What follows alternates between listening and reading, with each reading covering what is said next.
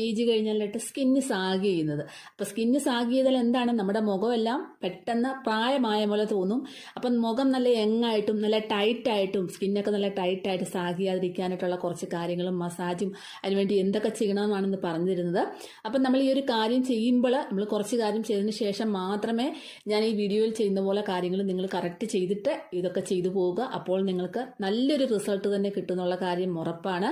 അപ്പം നമുക്ക് എങ്ങനെയാണെന്നൊക്കെ അറിഞ്ഞാലോ ആ കാര്യങ്ങൾ. അപ്പം നമുക്ക് നല്ലൊരു ചർമ്മം, അതായത് ഒരു 40 വയസ്സിന് ശേഷമാണ് പ്രത്യേകിച്ച് സ്ത്രീകൾക്ക് പല മാറ്റങ്ങളും ഉണ്ടായി തുടങ്ങുന്നത്. അതിനെയെല്ലാം ഒന്ന് ആ ഒരു മാറ്റത്തിനെ ഒന്ന് പ്രിവെൻറ്റ് ചെയ്യാനായിട്ടും അതിനെ അത് റിങ്കിൾസ് ഒന്നും ഇല്ലാതിരിക്കാനായിട്ടും അതിനെ ഒന്ന് കൺട്രോൾ ചെയ്യാനായിട്ടും ഒക്കെ നമ്മുടെ വീട്ടിൽ തന്നെ ഒരുപാട് സാധനങ്ങളുണ്ട്.